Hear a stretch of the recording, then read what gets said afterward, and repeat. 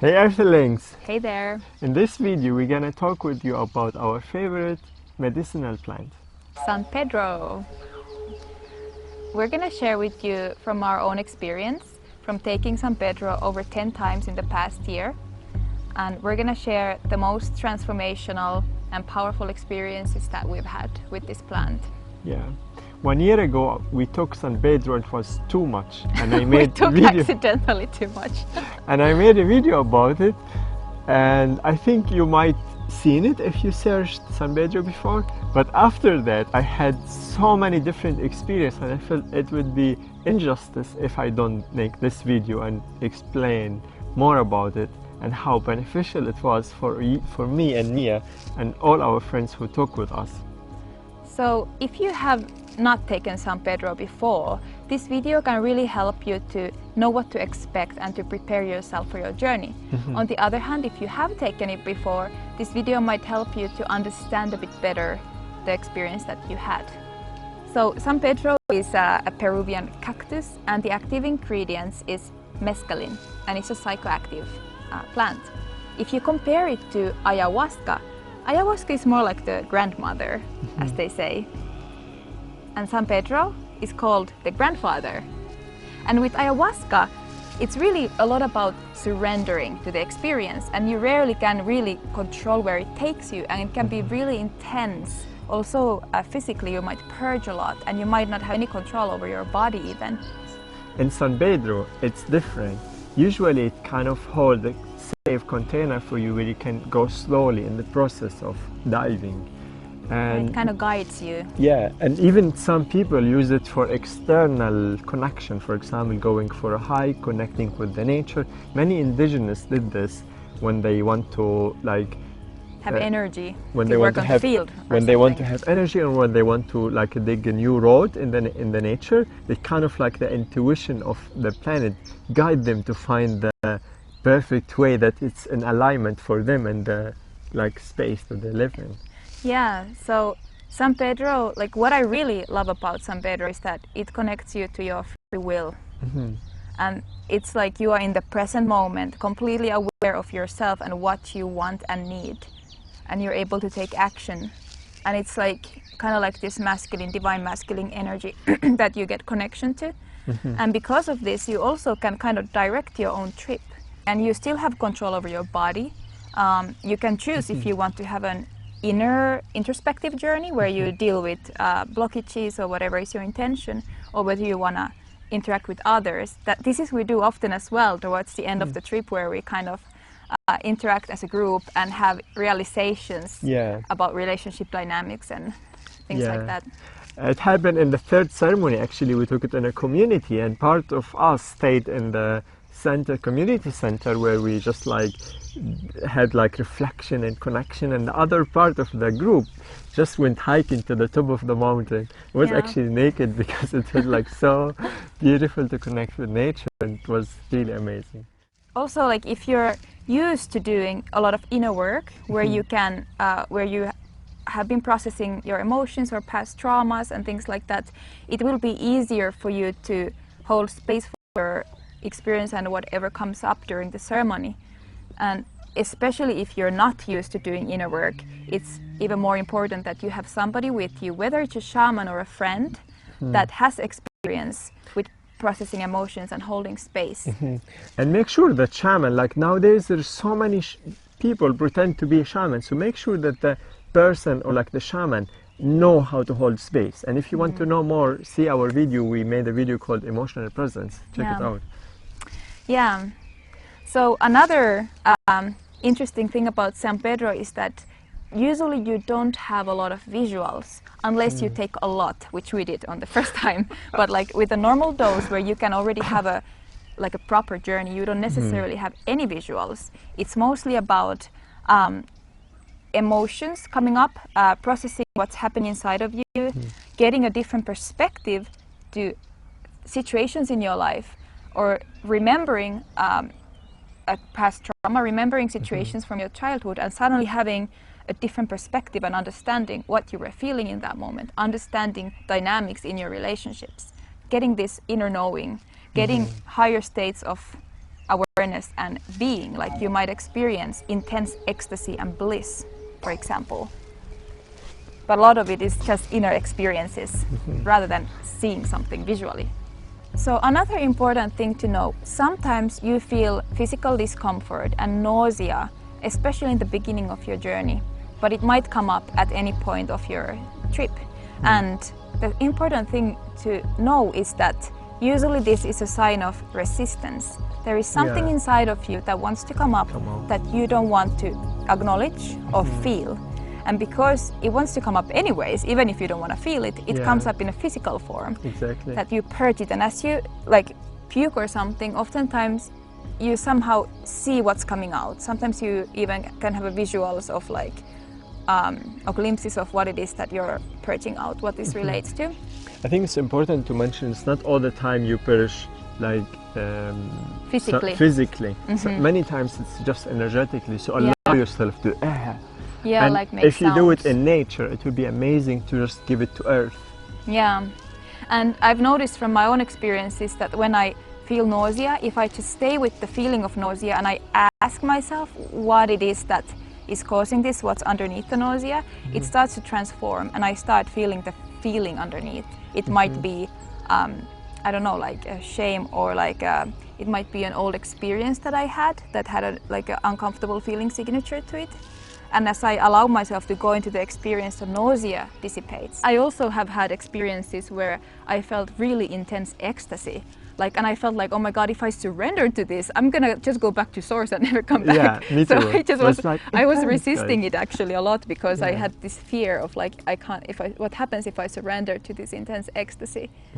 And like, just feeling like there's intense waves of love and like really high vibrational energy coming through me, like source consciousness, Christ consciousness, something like that, just like beaming through me and like basically burning all the dark corners of my soul and like untangling things. Like it felt like this, like moving and untangling. How it goes? It felt like I would go inside of myself and there is this knot and then the bright energy just like starts to like burn it and it like opens like this and it's the energy is released, like intense stuff, guys. Yeah, we really recommend you, if you decide to take San Pedro, to do it in nature and do it in the day. Like it's a medicinal plant that's taken traditionally in the daytime. Yeah, and it takes quite a long time. It takes about 2 hours to really kick in since from the time you take it, and then after around 5 hours it peaks. And then it starts to slowly get less and less, but you will still be high after like 10 hours usually. And can last days. Yeah, like it lasts the days for us. Usually the next day still you might feel like you're in a bit altered state of consciousness. You're not tripping anymore, but you feel different for a long time. You feel lighter or like more in a higher space. Yeah. So we like to take San Pedro like before 12 o'clock, midday. So that we have 12 hours to be tripping, and we still stay usually up until 3 or 4 just talking about our experiences with each other. So San Pedro is a teacher. It's what we call portal of awareness. It's like you don't go on a trip and come back. It's more like you take it and you go from the through other it. side. You come out from the other side changed. Something has shifted in you. You have more awareness about yourself. So it can be tough sometimes, and it's not something you take as an entertainment or just out of, I wouldn't take it just out of curiosity. If you have to be ready to have more awareness about yourself and face yourself. I would like to share about one of my painful experiences. So before one of our recent ceremonies, I asked San Pedro to help me open my second chakra because I know I have a lot of blockages in that area. So towards the end of the trip, I thought it was already kind of over and we were just connecting as a group. I started feeling a lot of pain in my stomach. And first I thought it's like gas or something, but then it just intensified and I couldn't ignore it anymore.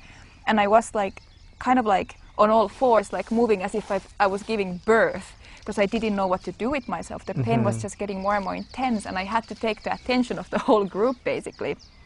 And then I realized that, oh, this is the second chakra opening. What did I get myself into?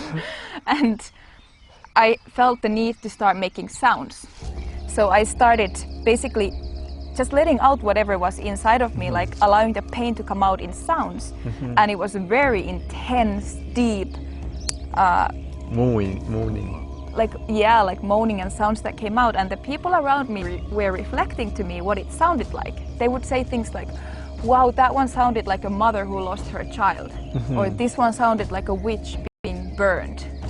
It was really intense, and I didn't control at all like the intensity of the sounds, because it was just like, I wish we recorded it. It was really intense. It was also like powerful. Like there was like this Kali energy, like a feminine power somehow in it. Like it felt like ancestral trauma coming up, actually, that has been blocking my second chakra. It was definitely actually, right, yeah. Ancestral trauma. And as I was making the sounds, the pain got less and less. Interestingly, it really helped. But at some point, it felt like, okay, now I have exhausted all the sounds, and there is still pain. And I felt the need to move my body, so I started like moving, and I found myself making kind of sexual movements with my body, and just like moving my hips a lot and moving like really sensually, and it felt like that was moving the energy up in my body. And after maybe like 10 minutes of doing that, the pain was completely gone. It was amazing, and I felt different. And what was the result grounded. of opening your second chakra? Well, the result was not like something that you can say like a huge difference overnight. It's more like I started noticing changes afterwards. Like I felt more comfortable in my body. I felt like I can access pleasure more.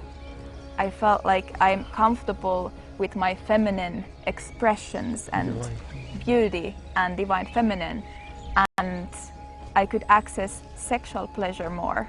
I know. Slowly. He noticed. Yeah. So be careful what you ask for, because San Pedro will deliver, usually. And for me, one of the most healing experiences I had with San Pedro came, I think, a few months ago, where I discovered kind of like my relationship with language, how awful it was. How you developed dyslexia, actually, and why? Yeah. In that ceremony, I remember it took me to my childhood, where I noticed how intuitive I was in my childhood.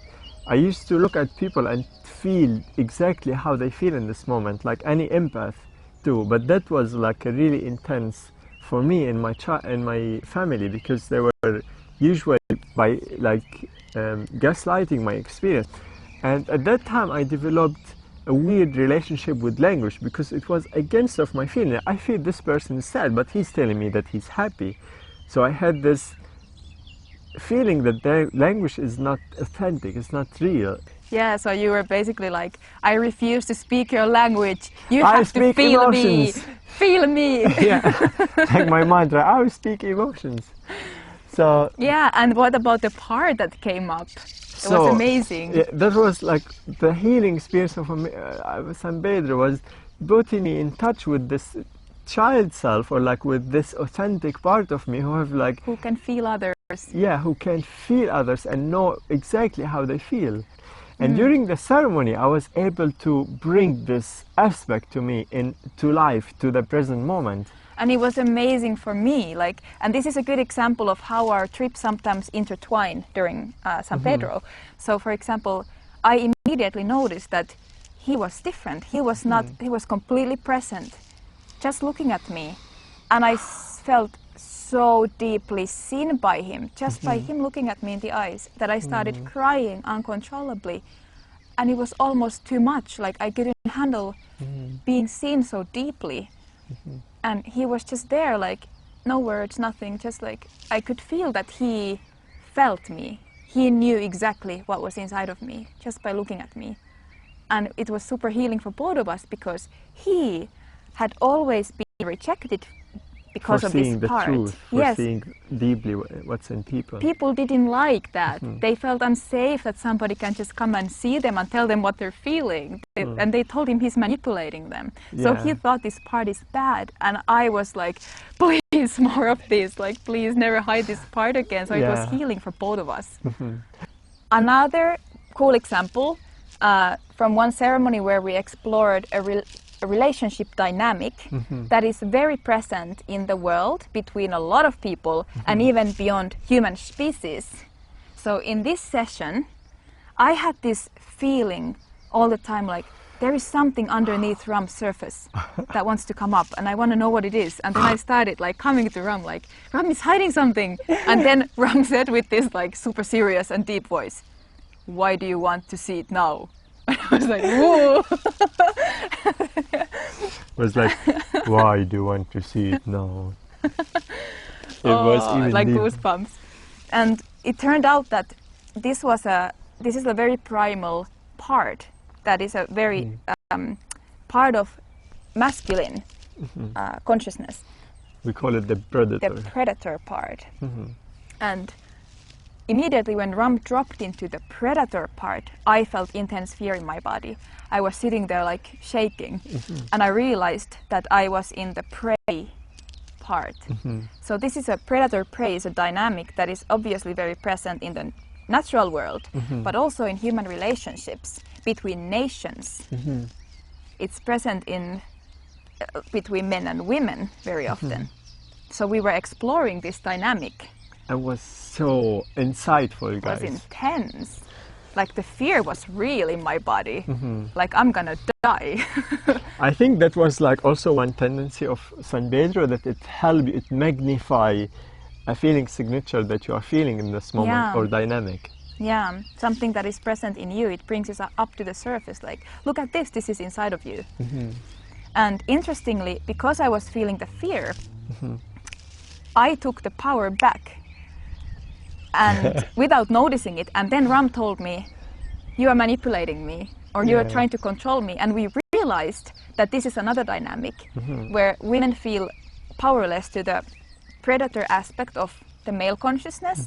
We take on the witch, manipulator or witch who is controlling by manipulating and taking the man under his spell almost. And he was completely unable to kind of act from his own free will. He was just kind of like a puppet or a puppy dog. Yeah, so our relationship became more balanced and we kind of dropped into more owning these parts of ourselves more rather than them coming out in a roundabout shadowy ways. Yeah. And of course, during our very first ceremony, this was the one that we took a little bit too much, or like 10 times too much, San Pedro, and we had this crazy out-of-body experience. For 8 hours, guys. Yeah. Don't do this at home. It was really crazy. But the amazing thing was, it was showing for me, in a story format, in a very intense way, basically my life purpose. What I have come to realize afterwards. I didn't understand it at the time because it was just like scenes and crazy, like metaphorical explanations of something that I couldn't grasp. But later on I have understood that it was showing me kind of like why we are here together and what is our mission in life, which is to create new form of relationships is one of those things, to create new kind of life that hasn't existed before. And this is why we created new Earthlings, and you are part of this. Yeah, so like it has really helped us to discover, like to really come in alignment with the fact that we want to create a new Earth. Also, I forgot to say that San Pedro inspired me to do the Sacred Circle retreat. I feel all this information was like kind of downloaded through me to create this magical event. We did it last year and it was so amazing, and we are doing it again in April. Yeah. We might have like a few more spots left. We have 3 spots left. Yeah, but yeah, so if you're interested in joining, let us know. And also, we're not encouraging anybody to do anything illegal. Preferably seek out San Pedro ceremonies in South America where it's legal to do it. Yeah. So if you have any questions about our experiences, you can ask in the comments, or about your own experiences. If you are struggling to understand your journey, what you went through, we can maybe help you with that. We do our best. Yeah. Oh, and we forgot to subscribe. Yeah, subscribe. Subscribe, very important, because we're going to share about ayahuasca, about magic mushroom, also different between them. Love you guys. Much love.